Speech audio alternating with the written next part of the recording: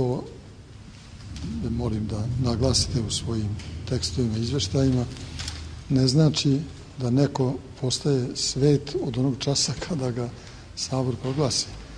On je to već pred Bogom i to pokazuje spontano narodno poštovanje koje postoji u svakom takvih slučajeva, a crkva to onda zvanično potvrđuje i svečano ih proglašava svetima radi primjera i ugleda današnjim hrišćanima, da i oni znaju da je cilj života svakoga od nas svetost i život u Bogu i po Bogu.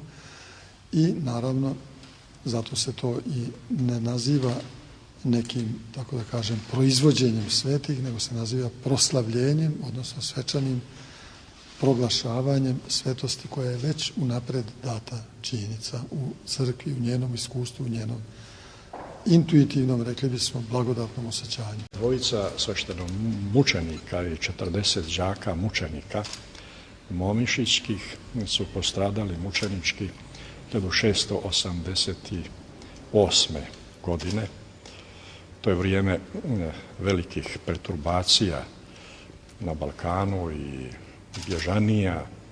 To je vrijeme i seobe Arsenija III. Čarnojevića, vrijeme velikog nasilja od strane turske ondašnje vlasti. Mjesto gdje su oni postradali je tu sada već sastavni dio Podgorice, Momišići se zove. To je bio manastir Svetoga Đorđa i očevidno da su tu okupljala se djeca na vjeronauku, neka vrsta škole je tu bila. Oni su svi postradali zajedno sa dvojicom sveštenika, njihovih učitelja.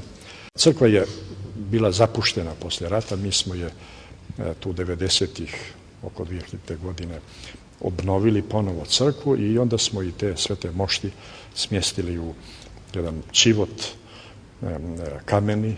Crkva je živopisana, naslikana ikona. Proučen je slučaj od strane istoričara, napisano je žitije njihovo. Već su oni uživali lokalno poštovanje i od ranije, a pogotovo poslije obnove ove crkve.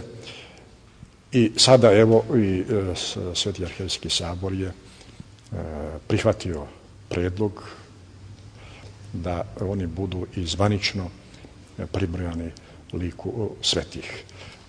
Njihovo svečano proglašenje bit će sada u subotu u hramu Svetoga Save, kao što je to već uobičajeno u takvim slučajevima i od ranije, gdje će biti donijeta i njihova ikona,